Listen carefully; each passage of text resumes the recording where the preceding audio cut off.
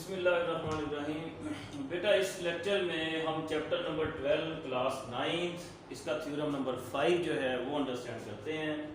बहुत easy theorem है, बस ये याद रखें कि अगर आपको थ्योरम नंबर 4 और 5 अगर इनके रिजल्ट्स जो हैं वो अच्छी तरह याद हैं तो फिर ये थ्योरम आपके लिए बड़ा इजी है। थ्योरम ये है कि bisectors of the angles of a triangle are concurrent. कि ट्रायंगल जो होती है उसके कितने एंगल्स होते हैं जी? 3। तो हर एंगल का बाइसेक्टर जो है वो हम फाइंड कर सकते हैं।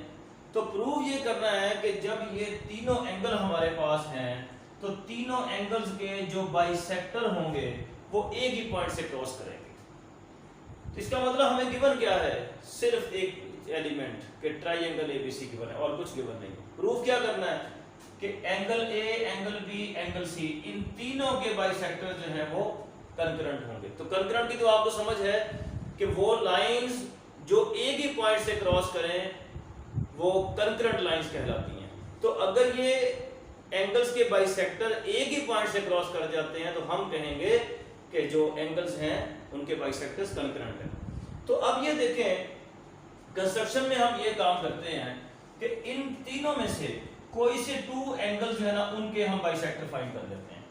सपोज के एक बाइसेक्टर हम फाइंड कर लेते हैं जी एंगल बी का, एक बाइसेक्टर हम फाइंड कर लेते हैं जी एंगल सी का, और इसका नाम हम लिख देते हैं आई। इस पॉइंट का नाम क्या है? आई।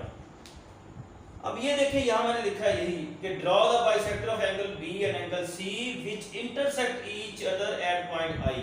जो एक दूसरे को पॉइंट आई पर जो है वो कट कर रहे हैं। अब हमने ये काम करना है प्रूफ करने के लिए कि इस आई से यहां से हमने एक परपेंडिकुलर यहां ड्रॉ करना है, एक परपेंडिकुलर हमने यहां पर ड्रॉ करना है, इसी तरह एक परपेंडिकुलर हमने यहां पर ड्रॉ करना है।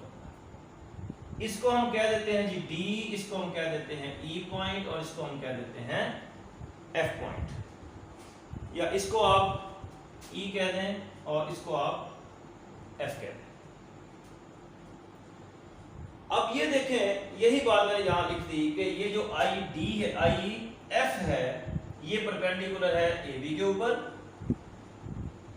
और आई डी जो है ये परपेंडिकुलर है बी सी के ऊपर, और आई ई जो है ये परपेंडिकुलर है किसके ऊपर जी? ए सी यानी सी ए के ऊपर। अब ये देखें, हम थ्योरम नंबर 4 को जरा डिस्कस करते हैं। 4 में हमने ये बात की थी कि जब कोई पॉइंट एंगल के बाइसेक्टर के ऊपर होगा, कि जब कोई पॉइंट एंगल के बाइसेक्टर के ऊपर होगा तो उसका डिस्टेंस दोनों आर्म से सेम होगा। तो अब ये देखें, ये जो पॉइंट है ये पॉइंट किसके ऊपर है? ये इसके बाइसेक्टर के, इस बाइसेक्टर के ऊपर भी है और यही पॉइंट इस बाइसेक्टर के ऊपर भी है।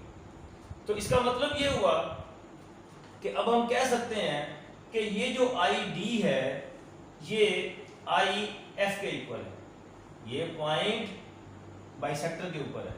तो इसका मतलब आई डी और आई एफ इक्वल है, ये हमने लिखा होगा। फिर इसी तरीके से ये जो आई डी है ये आई ई के इक्वल भी होगा, ये हमने लिखा होगा। ठीक है, और आगे रीजन क्या लिखी है? वही थ्योरम नंबर 4 वाली कि any point on bisector of an angle is equidistant from its arms. अब ये देखें ट्रांजिटिव प्रॉपर्टी यूज करते हुए कि जब ये दोनों, ये भी आई डी के इक्वल है, ये भी आई डी के इक्वल है, तो ये दोनों फिर आपस में इक्वल हो जाएंगे। क्यों? कि ये भी आई डी के इक्वल है, ये भी आई डी के इक्वल है, और रीजन भी हमने यही लिखी है, each is congruent to I D. अब देखें थ्योरम नंबर 5 की स्टेटमेंट को जरा अंडरस्टैंड करें। थ्योरम नंबर 5 में हमने ये पढ़ा था कि अगर एक पॉइंट जो है उसका डिस्टेंस, जैसे हम इसका एंगल बाइसेक्टर निकालेंगे तो गौर करें कि जब हम ये बात प्रूव कर चुके हैं आई ई और आई एफ ये दोनों इक्वल, तो अगर एक पॉइंट जो एंगल के अंदर मौजूद है अगर उसका डिस्टेंस इसके दोनों आर्म से सेम है तो वो पॉइंट किसके ऊपर होगा? वो इसके एंगल बाइसेक्टर के ऊपर होगा। तो इसका मतलब ये हुआ कि अब हम कह सकते हैं कि पॉइंट आई जो है वो एंगल ए के बाइसेक्टर के ऊपर भी है। यानी कि जब जिस तरह हमने एंगल बी का और एंगल सी का बाइसेक्टर निकाला है, इसी तरह जब हम एंगल ए का बाइसेक्टर निकालेंगे तो वो भी यहीं से क्रॉस करेगा। तो इसका मतलब point I is on the bisector of angle A. तो पहले ये आई जो है ये दोनों बाइसेक्टर के ऊपर पहले ही मौजूद था, यही बात हमने लिखी हुई है। तो इसका मतलब ये बात प्रूव हो गई कि तीनों एंगल्स के बाइसेक्टर जो है वो एक ही पॉइंट से क्रॉस करते हैं और वो आई है। तो इसलिए ये तीनों जो एंगल बाइसेक्टर्स हैं वो कंकरेंट हैं।